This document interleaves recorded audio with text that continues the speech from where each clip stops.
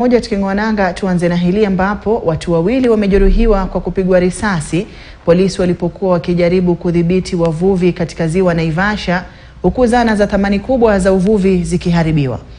Usafiri katika barabara ya Moi Ziwa Kusini ulilemazwa kwa zaidi ya saa 4 na wavuvi waliokuwa na hasira wakilalamikia wizi wa samaki na zana zao za uvuvi unaofanywa na wavuvi haramu. Wakati wa tukio la mapema asubuhi, makumi ya wafanyikazi wa shamba la maua na hoteli walikwama barabarani na kuwalazimu polisi wa kupambana na ghasia kuingilia kati na kusababisha mapigano katika eneo la Kamere. Kwa hii bahari, wale ambao wanakuwa na license hawafanyi chochote kwa hii bahari. Na isitoshe tunapigwa. The other time when the BMU inafaa kupiga patrol kwa hii bahari na iko kwa law. Time when tulienda patrol kule, the Coast Guard, wakubwa wa Coast Guard, not wakubwa wa Coast Guard, the Coast Guard officers, walituattack tukiwa na mkubwa wa fisheries, Mr. Henry, na tukiwa na patrol leader, Mr. Robinson.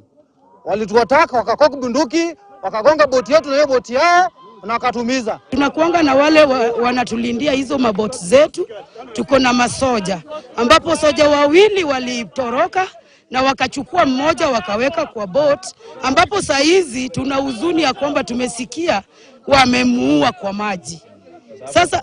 Sasa hatujui tunalindwa na kina nani, kwa sababu hili jambo likitendeka Kenya Coast Guards wamekuwa kwa maji because they were the first person wale tulipigia simu wa kwanza kupitia kwa chairman wetu, na wakatuambia hata wanafanya kazi kwa maji. Bwana DCC akuja tupie mwelekeo, yeye ndiye ataongea na hii kitengo ya Coast Guard ndio tusaidie katika hii bahari uvuvi kwa mzuri. Itakuwaje wakora wanakuja hadi kwa beach, wanakuja wanachukua boat zetu, engine zetu, wanapiga store mateke, wanachukua engine zetu, wanavunja store, na wamekuja zaidi watu 40. Naomba kitengo cha Coast Guard watuondoke, tubaki na fisheries. Tukisalia mjini Naivasha, wakazi wa Naivasha wana kila sababu ya kutabasamu baada ya maafisa wa shirika la wanyamapori KWS kufanikiwa kukamata viboko 6 waliokuwa wakivamia kituo cha maji taka cha Naivasha na kusababisha uharibifu kwa takriban miaka 3. Viboko hao walihamishwa hadi Laikipia katika zoezi lililochukua takriban wiki moja, huku wafanyikazi katika kituo hicho chenye shughuli nyingi wakipumua na kuanza kazi kama kawaida. Katika kipindi cha mwezi mmoja uliopita, viboko hao wamemuua mfanyikazi mmoja katika kiwanda hicho na kujeruhi vibaya watu 5 wakiwemo mwanafunzi wa shule moja ya msingi mjini humo Naivasha. Our mission was to capture them and take them to a safe place. So we have managed to capture 6 of them and transported them to Laikipia in a place where it's well secured with a fence and there is a fresh pond, and where we expect them to thrive in that ecosystem. We've had issues of human-wildlife conflict in areas like this because of increased human population and human settlements. It's unfortunate that most of the people who have been injured by these hippos, they have still not been compensated, but we want to ask KWS to come into the aid of such families, because some of them, one gentleman has no reg at the moment and he has never been compensated at one level. The family that lost the gentleman, the 46-year-old, even after the burial, he has not been compensated. So we are asking for justice for such families. Kando na hayo, aliyekuwa waziri wa masuala ya kigeni na masuala ya diaspora Daktari Alfred Mutua amekabidhi rasmi afisi hiyo kwa waziri mwandamizi Musalia Mudavadi. Akizungumza na wanahabari katika afisi ya masuala ya kigeni na diaspora jijini Nairobi, Mudavadi ameahidi kuangazia masuala ya Wakenya walioko ng'ambo pamoja na kuboresha teknolojia ya dijitali ili kuboresha utoaji huduma.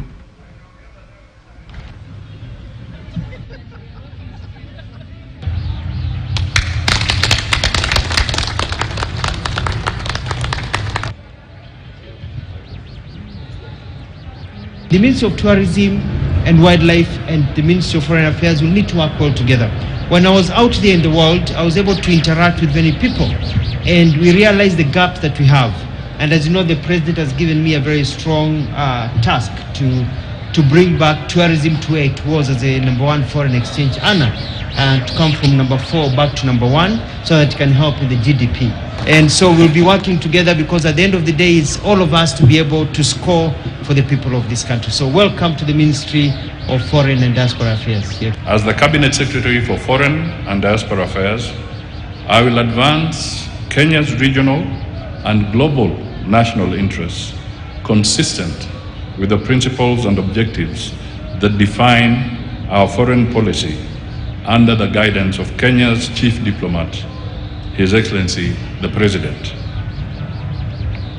I will seek to leverage Kenya's position as an anchor state and a guarantor of regional peace and security to advance purposeful regional integration and peaceful coexistence. Our engagement will be governed by the principle that Kenyans outside our shores should enjoy their fundamental rights and protection by the government of Kenya as they pursue their goals and aspirations within the confines of the laws of host nations.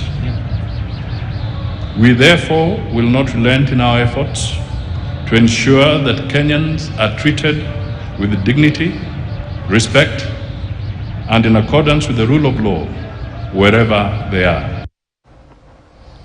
Na wachimba migodi katika eneo lenye utajiri wa madini la Kuria Magharibi katika kaunti ya Migori wamefanya maandamano huku wakipinga kufurushwa kwao kutoka kwa ardhi za umma ambako wanadai kutaabika kwa vizazi kadhaa.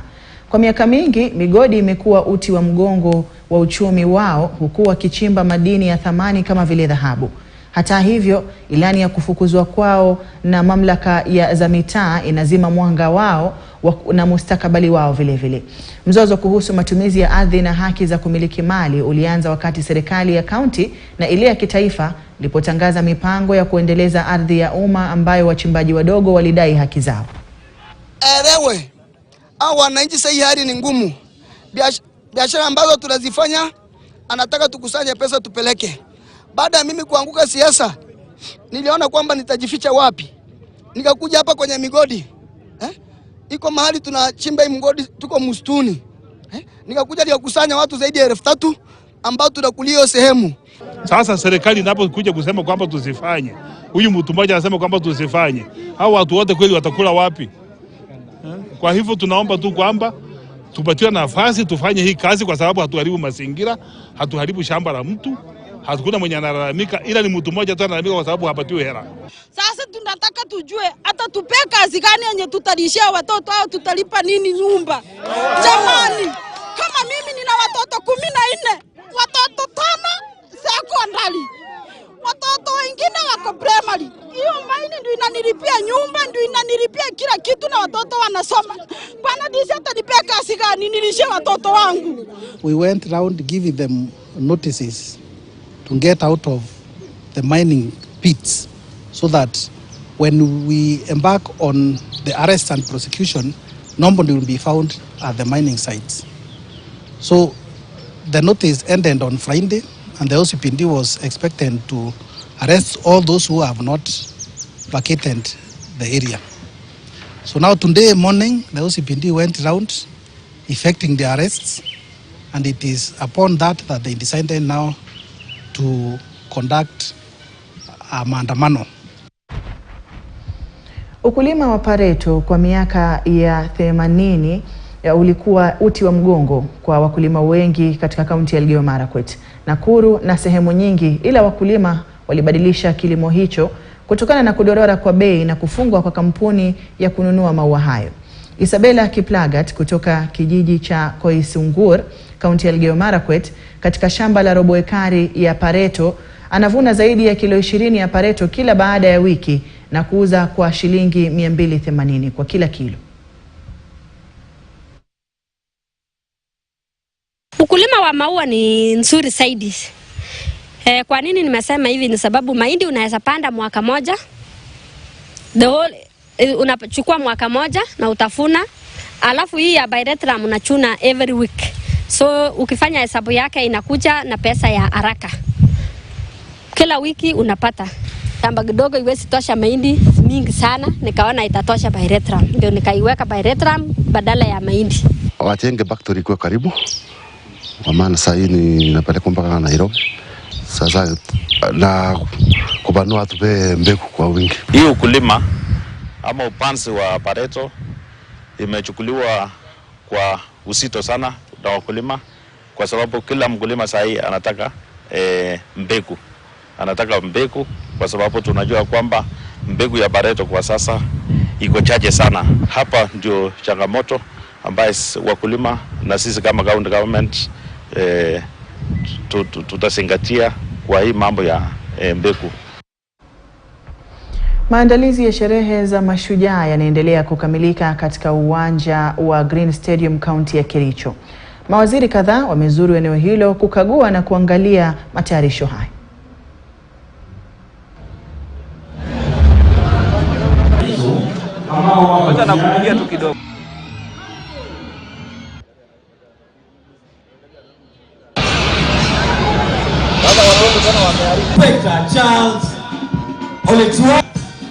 Wanafuata hivi sasa.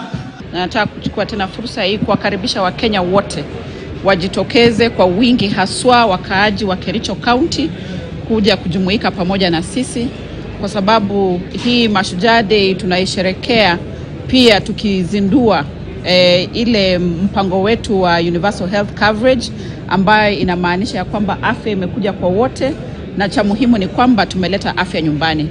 We have just gone through the rehearsal process. We've seen the military do their drill. The other entertainment groups also perform, just to be sure that we are ready for the big event that is coming up on Friday to be presided over by His Excellency the President. We are satisfied with all the preparation that has gone in place to ensure that this event becomes a success. We started about 2 months ago, when there was actually no infrastructure in place. And we want to congratulate and appreciate everybody who has worked hard to ensure that the infrastructure that we see today is in place. Kongamano la kuangazia masuala ya elimu na uongozi maarufu kama Teach for All Global Network limeng'oa nanga humu nchini hivi leo. Kongamano hilo la siku 3 limehudhuriwa na washikadau zaidi ya 600 kutoka mataifa 62. Akizungumza wakati wa ufunguzi wa kongamano hilo, mkurugenzi mkuu wa elimu Daktari Abdi Jilao amesema serikali itafanya kazi pamoja na mashirika ya kibinafsi kuhakikisha kuwa elimu inapigwa jeki humu nchini.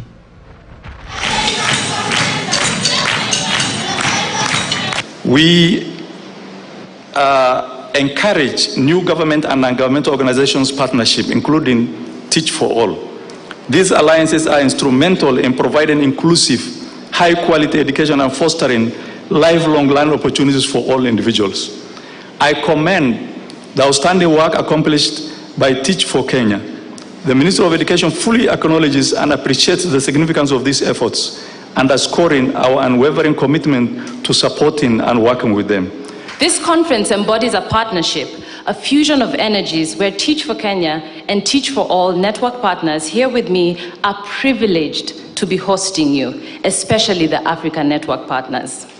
Our shared goal is not merely to educate, but to create leaders. Africa, with its rich tapestry of cultures, traditions, and stories, holds countless lessons on leadership. Lessons that transcend borders and resonate with souls worldwide. This network is about the partnership. It's about all of us. So not just one country, but the totality of all the partners of Teach for All. So for me, that's particularly important.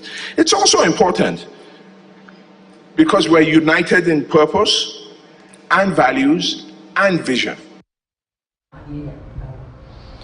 Na gavana wa Machakos wa Vinya Ndeti anadai kwamba mahakama kuu imewakosea wananchi ambao wamejenga kwenye ardhi inayozingirwa na utata ya Portland na ambao wamekadiria hasara kubwa kutokana na uharibifu wa ubomoaji wa nyumba zao. Wavinya amekosoa uamuzi uliotolewa na mahakama inayoshughulikia kesi za ardhi na mazingira ya Machakos. Serikali ya kaunti ya Machakos kupitia kwa wakili wa kaunti ilikuwa imewasilisha ombi la dharura ili likitaka kusimamishwa kwa ubomoaji wa nyumba na mali nyingine zilizoko katika ardhi hiyo. This government came on the basis of the church. Walisema wao ni Wakristo. Na kama ni Wakristo, wafanye vitu kama Wakristo. And you see, if we talk us on our own without you talking, sisi tunaonekana kama tunapiga kelele. Hata tunasikia, we want to hear your voices telling them to be more humane. Hapa ni wizi, watu wamekuja kujaribu kuiba mashamba yetu. This is what they want. Because an acre there, if you have a title deed, is 50-60 million. Wameangusha mpaka there's a Catholic church there. Wameangusha kanisa ingine. When you see me wanting even to cry, it's not nini. Mtoto anatoka shule, a child is coming from school, you left her home, you're coming out of the bus. When you're coming out of the bus, mtoto anashtuka anarudi kwa bus. Anaona ni kama amekosea. Why wouldn't this government give these people 2 months ama even a month watoe vitu zao? Wakulima kaunti ya Siaya wamehimizwa kutilia maanani siku ya chakula ulimwenguni, kwani ndiyo siku ambayo hutumiwa kudadisi mchango wa jamii katika utoshelezaji wa chakula na lishe bora.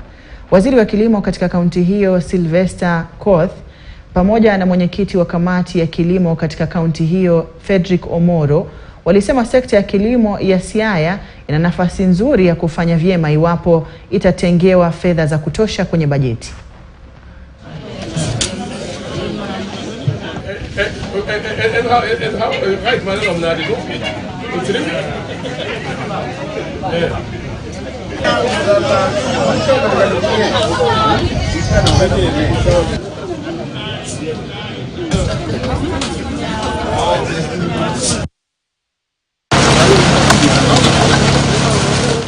So the purpose of celebrating this day is to take stock of what we've done as communities and as nations and as counties on matters food and nutrition security. As a county assembly, we are looking forward to making sure that we enhance the budget in agriculture so that during the time of procurement in terms of subsidies, that is seeds, fertilizers and even tractors, we'll be able to meet our targets. We also have a prosilience project that is linked to the soil protection and rehabilitation program that we started here in Siaya. And as a result of our program, we have also supported the national government in developing a soil management policy.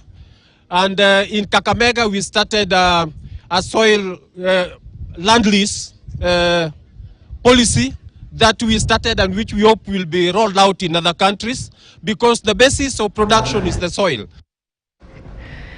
Na Wizara ya Elimu imetia saini mkataba na shirika la teknolojia la Teach for Kenya. Mkataba huo ukilenga kuboresha viwango vya elimu humu nchini. Akizungumza kwenye kongamano hilo kwa niaba ya waziri wa elimu Ezekiel Machogu, mkurugenzi wa elimu Elias Abdi alisema ni muhimu kuangazia kikamilifu mahitaji ya wanafunzi na pana haja ya ushirikiano kati ya wadau mbalimbali. Ladies and gentlemen, Kenya's education sector is incredibly diverse, complex and demanding, necessitating multi-sectoral collaboration to effectively address the diverse needs of learners. We encourage new government and non-governmental organizations partnership, including Teach for All. These alliances are instrumental in providing inclusive, high-quality education and fostering lifelong learning opportunities for all individuals. I commend the outstanding work accomplished by Teach for Kenya. The Minister of Education fully acknowledges and appreciates the significance of these efforts, underscoring our unwavering commitment to supporting and working with them. We recognize the pressing need to extend Teach for Kenya's reach nationwide, ensuring that the expertise and resources have a far-reaching impact, benefiting a broader spectrum of students and schools. Teach for Kenya actively addresses critical education challenges through its initiatives and champions this multi-sectoral approach by recruiting fellows from diverse academic backgrounds. This approach provides the unique lenses required to develop solutions to remove the numerous barriers preventing Kenyan children in underserved communities from unlocking their potential. The impact of their work has been felt in various communities, including here in Nairobi, Kisumu County, and with plans to extend their reach to Machakos County in the year 2024. Notably, the Ministry of Education has committed its organizational structures to provide access and assistance in identifying schools with the highest need. These schools are chosen as placement centers for Teach for Kenya fellows who play a pivotal role in enhancing learning outcomes over the course of 2 years. Moreover, we are dedicated to supporting the monitoring and evaluation of the program. This commitment ensures that we have the necessary data and insights into continuously improve its programs, making it even more effective in achieving its mission. Kwingineko, wazazi, walimu na washikadau mbalimbali katika kaunti ya Busia wamehimizwa kujitolea katika kuwapa wanafunzi wa kike ushauri mwafaka wa jinsi ya kujiepusha na mimba za mapema. Imebainika kwamba umaskini na ukosefu wa ufahamu wa kutosha kuhusu masuala ya hedhi na dhana potovu zimesababisha wasichana wengi kujipata kwenye mtego. Wazazi na walezi eneo hilo wamelaumiwa kwa kukosa kutekeleza wajibu wao ipasavyo.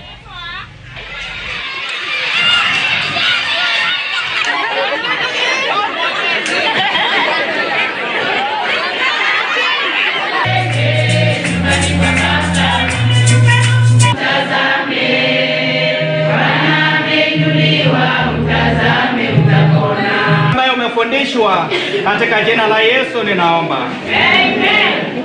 Watoto wanapata mimba za mapema. Watoto hawaendi shule. Lakini ni jukumu letu wazazi, sisi wazazi na walimu na community yote tushikane mkono. Na nimesema mtoto anapoleta pesa kwa nyumba, tafadhali mzazi muulize, pesa umetoa wapi? Administration na serikali ihakikishe kwamba wale perpetrators, wale wanadhulumu watoto wa shule, wachukuliwe hatua kali kabisa bila kusamehewa. Na nataka pia niamize wale wanaume na vijana wale ambao wanaendea watoto wachanga kwamba iko wanawake ya kutosha. Wazazi kwa mara mingi wanatelekeza watoto kwa mambo ya masuala ya sodo. Unakuta mzazi anamwambia mtoto akajitafutie mwenyewe sodo. Mtoto yuko shule. So at the end of the day mwenye anaumia ni mtoto, and by extension education ya mtoto, because hapo tunapata teenage pregnancies, tunapata mimba early marriages, na pia hii truancy, absenteeism from school, ambayo at the end of the day pia ina affect masomo ya mtoto. Idadi kubwa ya wanawake na wasichana Pokot Kaskazini huwategemea wanaume kwa mahitaji yao yote, hali ambayo inaonekana kuchangia katika uhaba wa rasilimali katika eneo hilo ambalo hutegemea sana ufugaji. Changamoto nyingine inayowaathiri ni umaskini unaosababishwa na idadi ndogo ya watu walio na elimu ya kutosha, waathiri wengi na waathiriwa wengi wakiwa ni wanawake.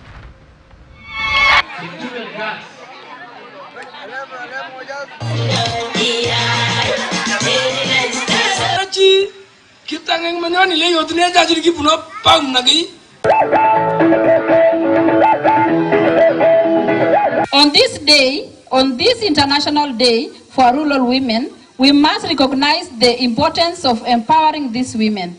It is crucial to provide them with equal access to resources, education, and economic opportunities. Empowering rural women can drive change and contribute to building more resilient and sustainable community. Efforts to improve rural women's lives are not just a matter of gender equality, they are essentials for achieving the Sustainable Development Goals. When rural women thrive, communities prosper. Changamoto ngine kwa kijiji yetu, watoto wengi haendi shule, anaendanga kidogo kupeka class 3 class narudi, lakini wamama akijaribu kurudisha mtoto, lakini upande wa wazee bado ni useless, hawezi kurudisha mtoto. Mtoto akikataa shule wazee na achanga mtoto hivyo. Wamama anapambana tu kurudisha watoto na pesa yao ya mboka. Kutoka Pokot tuende Samburu ambapo zaidi ya wakazi 2500 katika wadi ya Wamba Mashariki, kaunti ndogo ya Samburu Mashariki, watanufaika na mradi wa maji kutoka kwa shirika la USAID na kunawiri na vile kuondolea mahangaiko ya muda mrefu. Akizungumza wakati wa uzinduzi wa mradi huo, mkurugenzi mkuu wa shirika hilo Hussein Nur amesema mradi huo wa maji utasaidia zahanati ya Lolkuniani pamoja na shule ya msingi iliyoko eneo hilo.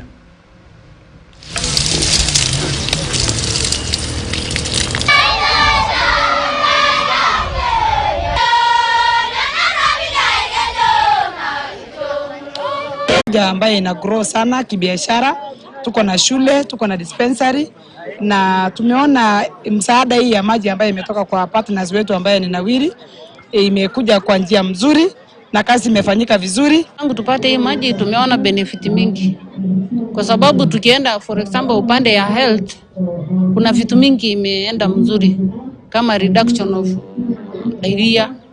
Sasa tuko karibu na maji, kwa hivyo tunashukuru Nawiri kwa sababu maendeleo imekuja kwetu. Na sasa kwenye mkoa wa Pwani, chama cha wakulima cha Lake Kenyatta, serikali ya kaunti ya Lamu na serikali kuu kwa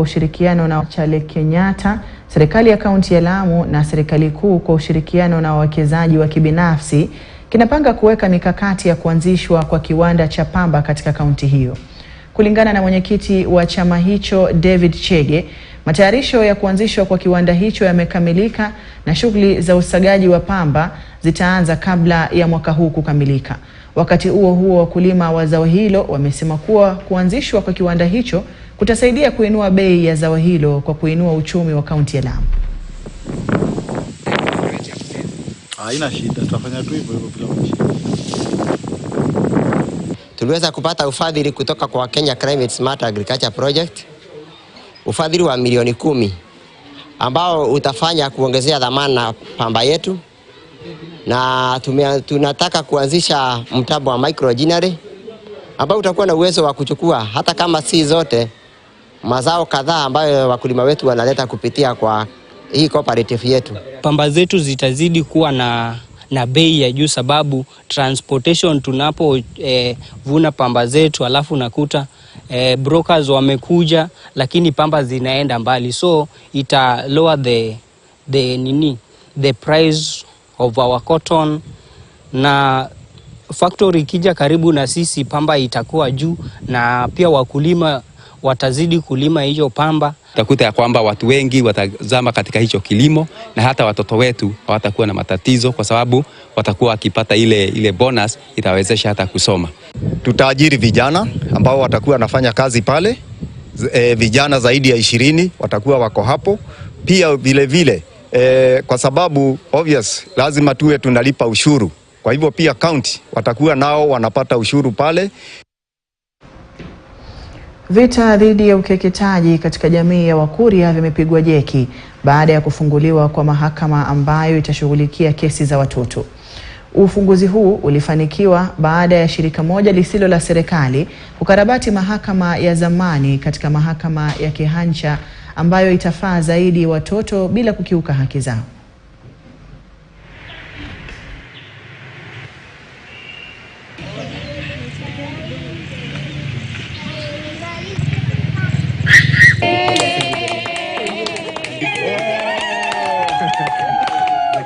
In this court, we have developed a special witness protection box so that the victim, that is the person testifying, will not be seen by the perpetrator, that is the so-called accused person. And that is very important because in some cases you will find that the look of the accused person can intimidate the witness, and especially for young children, they may not be able to talk freely when the accused is seeing them. So in that box, the accused will not see the child will be behind the box, but the child will be able to see the accused and identify the accused accordingly. We're against defilement, FGM, gender-based violence, and early marriage. And so we wanted to have a place where these girls and young men could come and testify in a warm and inviting place for them to face their accusers to end these awful practices. Na sisi tunafurahia sana kwa hii kwa hii wakati mzuri sana. Hulifu wametusaidia sana, wamefanya hii koti. Na hii koti tunaona kwamba itatusaidia. Na hii sisema kama inasaidia Mkuria, itasaidia watu wa county mzima, itasaidia mpaka Transmara, hata kesi za Tanzania zitafanyika hapa. Na mtazamaji, kufikia hapo anapata fursa ya kupiga tama la maji. Ila nitakuwa narejea na taarifa nyinginezo ndani ya muda usiokuwa mrefu. Salia ulipo.